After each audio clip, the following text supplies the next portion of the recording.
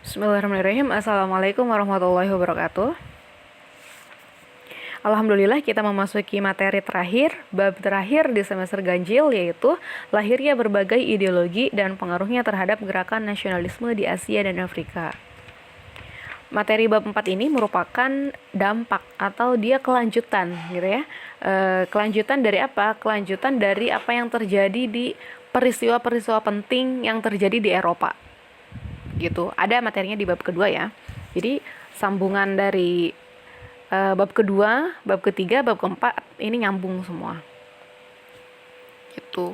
Nah, tapi memang paham-paham yang muncul di Eropa ini kemudian berdampak ke Asia dan Afrika gitu, berkembang di Asia dan Afrika, populer di sana gitu. Karena memang saat itu yang negara yang sedang maju-majunya gitu ya adalah barat itu gitu. Jadi yang terjadi di barat saat itu populer, yang ada di barat ya akhirnya berkembang juga di Asia dan Afrika. Nah, kita bahas yang bagian A ya, munculnya paham-paham baru di Asia Afrika. Yang pertama ada nasionalisme. Jadi nasionalisme ini adalah satu paham kebangsaan yang menempatkan cinta tertinggi itu kepada nation state gitu.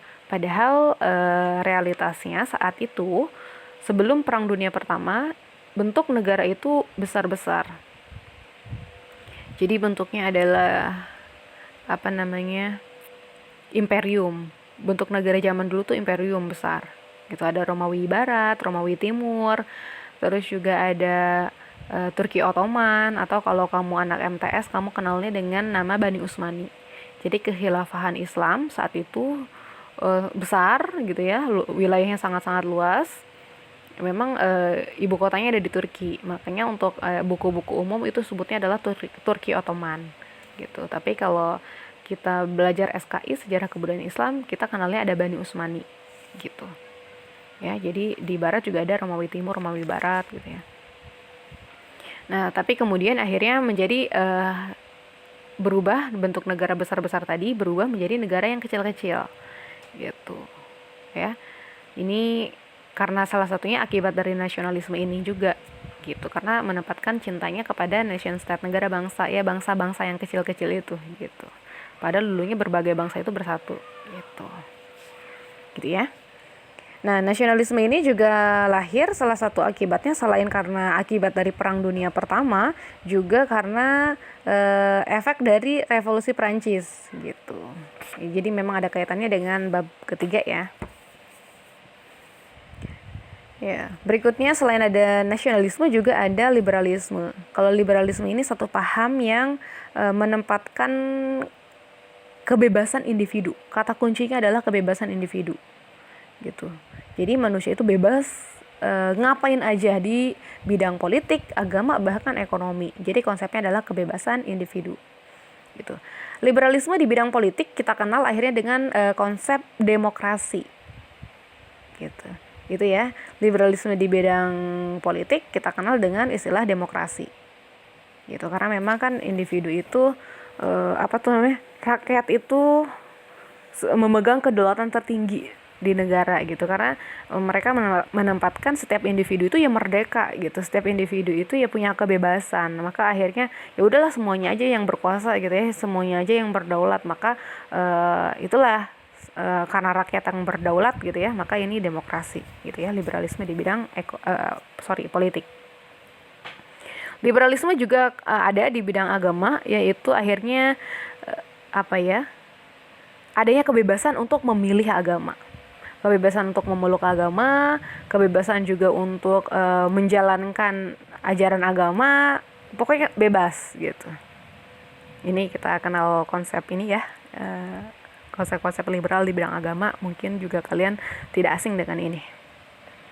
Lalu juga liberalisme di bidang ekonomi kita kenal dengan konsep yaitu namanya kapitalisme. Jadi setiap individu asalkan dia punya kapital atau punya modal, dia bebas memiliki apapun. Punya pulau, punya pantai, punya gunung yang ternyata gunung itu ada emas di dalamnya gitu ya.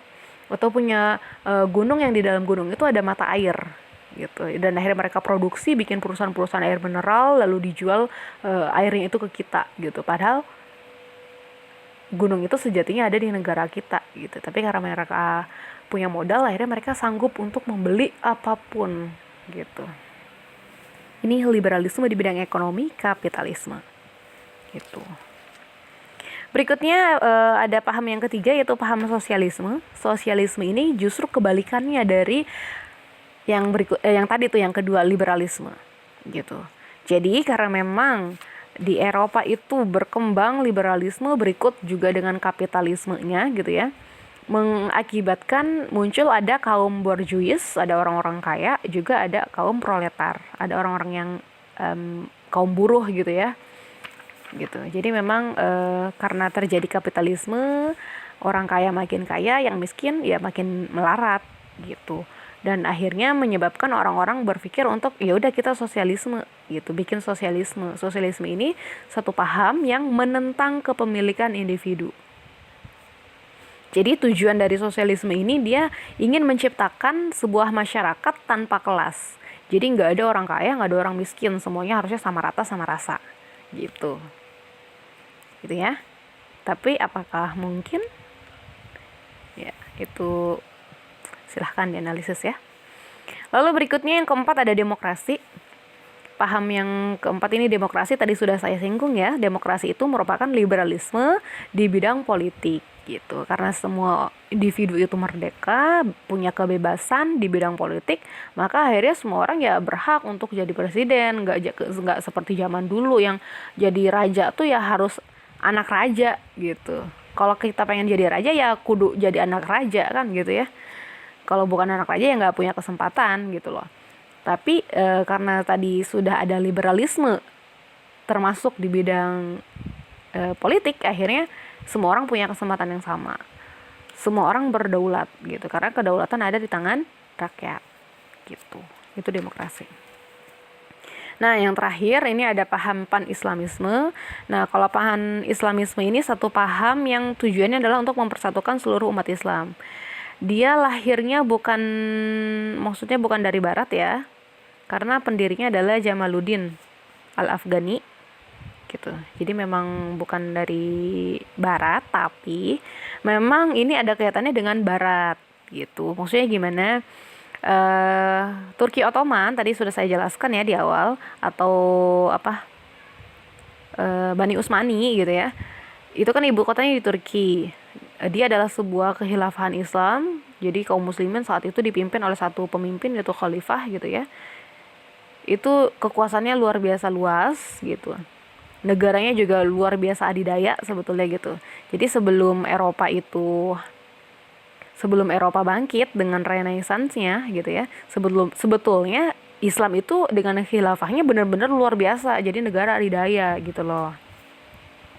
Nah, tapi kan berikutnya dengan karena banyak pengaruh dari barat juga gitu, akhirnya ya menyebabkan kehancuran khilafah itu. Salah satunya karena memang mereka kalah. Jadi si Turki Ottoman ini kalah di Perang Dunia Pertama. Akhirnya negara-negaranya pecah gitu ya, ada memunculkan ada Arab Saudi, Oman, Yaman, Irak, Iran segala macam gitu. Padahal dulunya satu mereka tuh, ibu kotanya di Turki gitu. Dan akhirnya pecah kan tadi tuh ya. Dan ini akhirnya muncullah pan-islamisme, satu paham yang tujuannya ingin mempersatukan kembali seluruh umat Islam sebagaimana dulu pernah terjadi gitu. Jadi berusaha membangkitkan kembali kaum muslimin gitu. Karena kan kita tahu sendiri ya, kaum muslimin kan saat ini memang benar-benar sedang terpuruk gitu. Terpuruknya tuh jauh banget. Kalau kamu baca sejarah kaum muslimin zaman dulu di abad pertengahan, kaum muslimin tuh benar-benar maju banget gitu. Makanya ilmuwan-ilmuwan seperti Ibnu Sina, Al-Khwarizmi, siapa lagi? Ibnu Rushd, itu banyak sekali lahir ya ilmuwan-ilmuwan muslim itu ya. Memang di zaman itu Islam benar-benar maju banget kaum muslimin gitu. Tapi kan sekarang benar-benar kita terpuruk banget gitu ya. Jadi memang itu ya, karena memang tidak ada persatuan kaum muslimin. Jadi pan-islamisme berusaha untuk mempersatukan seluruh umat Islam gitu. Dia menentang imperialisme atau penjajahan yang terjadi terhadap negeri-negeri kaum muslimin yang sudah pecah dari akibat Perang Dunia Pertama itu gitu. gitu ya. Itu nanti lanjutannya silahkan nanti dibaca. Berikutnya kita masuk ke subbab B, yaitu perkembangan nasionalisme di Asia dan Afrika. Jadi untuk yang bagian B ini fokus kepada paham nasionalismenya ya. Jadi nasionalisme akhirnya yang tadi awalnya dari Eropa, yang awalnya dari Barat, akhirnya berkembang juga ke negeri-negeri Asia dan Afrika. Tapi kita tidak bahas semua ya. Kita tidak bahas semua negara di Asia dan Afrika, kita hanya bahas beberapa negara saja. Ya. Jadi kita bahas yang pertama deh di Jepang ya. Nasionalisme di Jepang. Nah, Jepang ini sebelumnya merupakan negara yang tertutup gitu. Dia melakukan politik isolasi. Jadi dia tertutup, tidak mau ada pengaruh atau masuknya budaya-budaya asing gitu. Budaya-budaya barat itu dia nggak mau ada gitu. Jadi memang murni kebudayaan Jepang gitu ya, dengan segala samurai-samurainya, dengan segala dengan segala kebudayaan Jepangnya gitu ya, kekaisarannya segala macam itu benar-benar masih murni Jepang gitu. Tapi kemudian akhirnya ada pengaruh dari Laksamana Matthew Perry dari Amerika. Ini berarti Amerika sudah merdeka ya. Ini Laksamana Matthew Perry ini dia berusaha memaksa shogun, saat itu kaisarnya adalah shogun ya, Kaisar Shogun Ieyasu, untuk menandatangani perjanjian Kanagawa yang akhirnya menyebabkan pembukaan pelabuhan Shimoda dan Hakodate sebagai jalur perdagangan internasional gitu loh. Jadi akhirnya mulai masuk tuh ya budaya pengaruh-pengaruh luar lah ya, pengaruh-pengaruh barat gitu. Karena memang saat itu barat yang sedang maju ya. Gitu ya. Sampai akhirnya kaget gitu loh, Jepang tuh kaget, wah ternyata barat itu di dunia luar tuh lagi maju-majunya gitu, benar-benar luar biasa perkembangan zaman tuh udah modern gitu. Nah berikutnya sampai akhirnya Jepang dipimpin oleh Kaisar Meiji. Kaisar Meiji ini berusaha melakukan pembaharuan dengan yang namanya restorasi Meiji. Jadi gerakan pembaruan ini terjadi di berbagai bidang, yaitu bidang politik, ekonomi, pendidikan, sosial, dan ekonomi. Jadi akhirnya Jepang ini berusaha untuk mengalahkan Barat istilahnya gitu. Tapi dia juga realistis, nggak mungkin pakai kekuatan senjata gitu, karena memang Eropa ya tadi dibilang teknologinya canggih gitu loh, termasuk di bidang militer. Akhirnya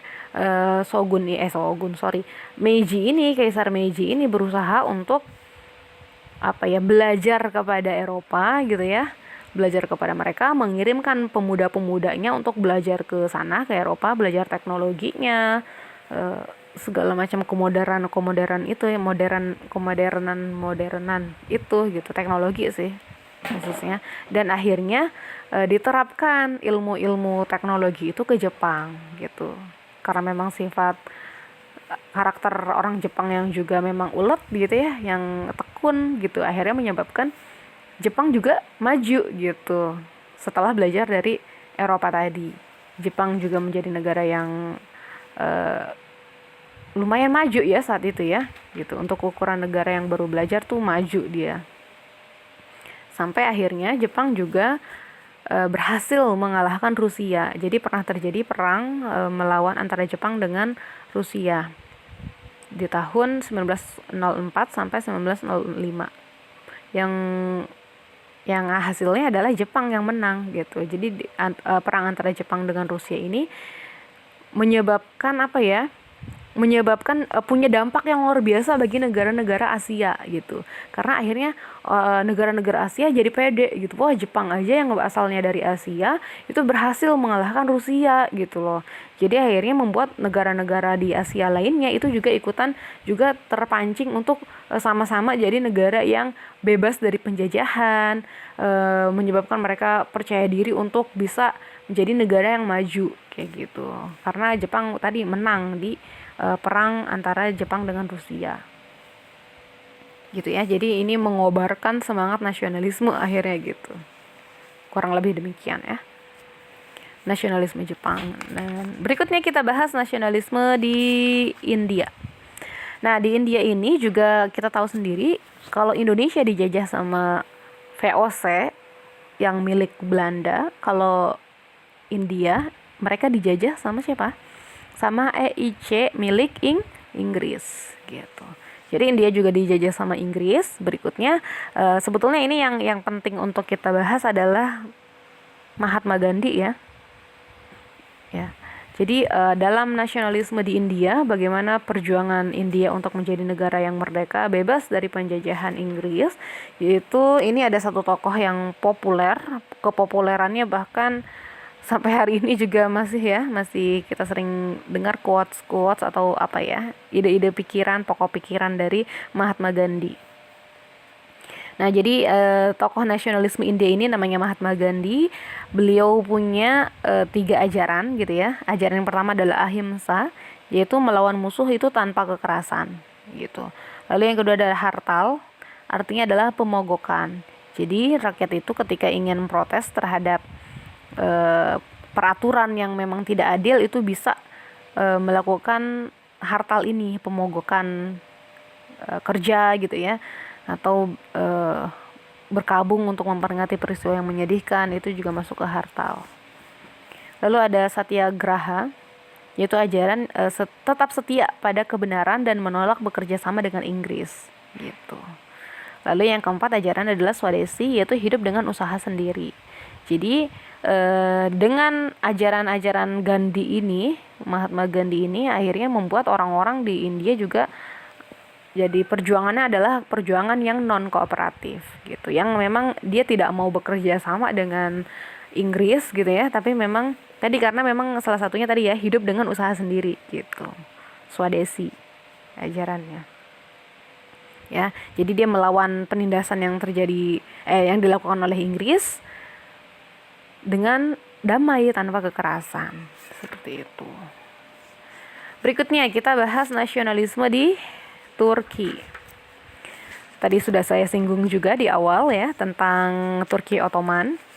Jadi bagaimana khilafah Islam saat itu hancur, runtuh setelah Perang Dunia Pertama karena memang kalah di Perang Dunia Pertama.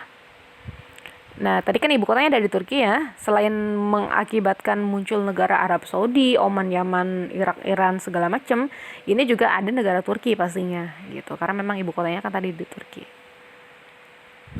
Nah, Turki juga akhirnya menjadi negara yang istilahnya tuh muncul, dia merdeka baru gitu. Nah, tapi kita tahu sendiri ini adalah sebetulnya bukan sebuah kebanggaan bagi kaum muslimin ya dengan kemunculan negara Turki. Justru ini adalah satu momen yang menyedihkan bagi kaum muslimin sampai detik ini.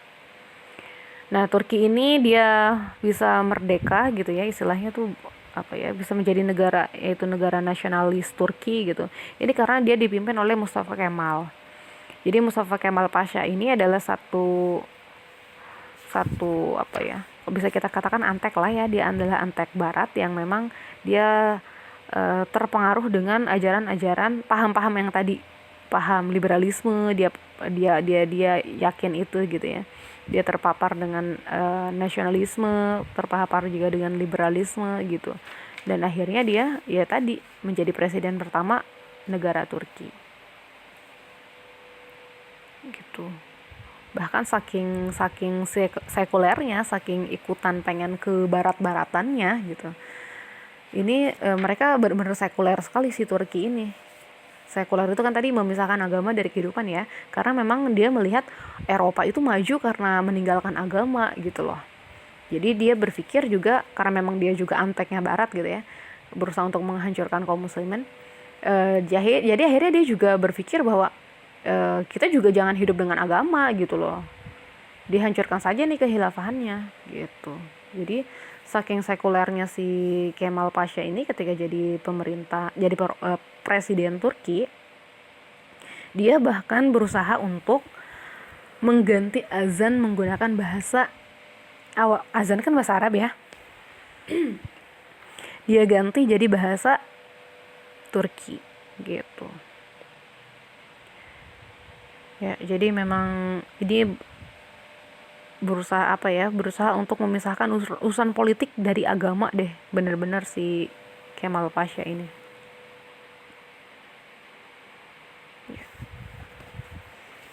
Ya, silahkan nanti dibaca ya di buku itu ada. Nah, berikutnya itu kan tadi negaranya negara apa tuh? Tadi kan negaranya adalah negara Asia ya. Ada Jepang, India, terus juga ada Turki. Ya. Berikutnya yang di Afrikanya di mana, Bu? Negara apa? Negara Mesir kita ambilnya ya. Nasionalisme Mesir. Nasionalisme Mesir, Mesir itu kan masuknya ke Afrika ya, Afrika Utara. Nah, ini juga merupakan salah satu pecahan dari khilafah tadi gitu. Karena kan khilafah Turki Ottoman itu luas, juga sampai ke Afrika Utara gitu loh. Salah satunya Mesir. Nah, kita bahas bagaimana akhirnya Mesir menjadi negara yang berdiri sendiri gitu. Jadi sebetulnya Mesir juga ini adalah negara yang dijajah setelah kehancuran kekhilafan Islam itu. Memang negeri-negeri kaum muslimin ya mereka dijajah gitu. Salah satunya Mesir dijajah oleh Inggris. Bagaimana Inggris berusaha untuk menguasai terusan Suez ya, yang ada memang yang milik Mesir itu gitu. Jadi akhirnya Mesir menuntut kemerdekaan kepada Inggris gitu. Seperti negara-negara lainnya ya yang berusaha untuk memerdekakan diri, ya akhirnya Mesir menjadi negara yang merdeka. Gitu. Ya. Ini bagaimana paham-paham yang berkembang di Asia Afrika yang asalnya memang dari barat gitu loh, berkembang ke Asia Afrika dan akhirnya sampai detik ini masih ada. Ini sekedar tambahan ya untuk teman-teman, paham-paham yang tadi kita pelajari ini bukan berarti itu adalah paham-paham yang benar gitu. Jadi paham-paham ini adalah paham-paham yang memang realitasnya sampai detik ini masih digunakan oleh dunia. Karena memang yang setelah Perang Dunia Kedua berakhir, negara yang lalu juga ada Perang Dingin gitu ya, yang dimenangkan oleh Amerika. Dan Amerika ini merupakan negara yang memang gembongnya kapitalisme gitu loh. Jadi memang secara umum di dunia sistem yang berkembang saat ini, ideologi yang digunakan oleh dunia saat ini adalah ideologi kapitalisme. Yang akarnya dari mana? Dari liberalisme. Tadi yang sudah kita jelaskan. Jadi memang di dunia saat ini condongnya adalah ke kebebasan individu itu di berbagai bidang gitu loh. Ya. Jadi bukan sesuatu yang ini berarti liberalisme ini karena dipakai jadi benar. Itu tidak demikian gitu. Karena kita bisa merasakan berbagai keburukannya ya gitu ya. Jadi memang ini belajar sejarah ini sebetulnya kita akhirnya belajar kehidupan kita saat ini juga gitu. Jadi bagaimana kenapa bisa kita sampai titik saat ini, bagaimana apa yang terjadi pada kita saat ini merupakan akibat dari peristiwa-peristiwa yang memang terjadi di masa lampau gitu. Masih berasa dampaknya sampai detik ini. Semoga bisa dipahami. Ini saya jelaskan secara garis umumnya. Teman-teman silakan pelajari detailnya. Ada di buku paket. Ada juga di web yang saya berikan ya. Silakan dicari dari sumber-sumber yang lain juga. Kalau ada pertanyaan silakan ajukan di kolom komentar ya. Ya, kurang lebih mohon maaf. Sukses selalu, sukses untuk PAS-nya. Selamat belajar. Bismillahirrahmanirrahim, bisa ya. Yuk. Assalamualaikum warahmatullahi wabarakatuh.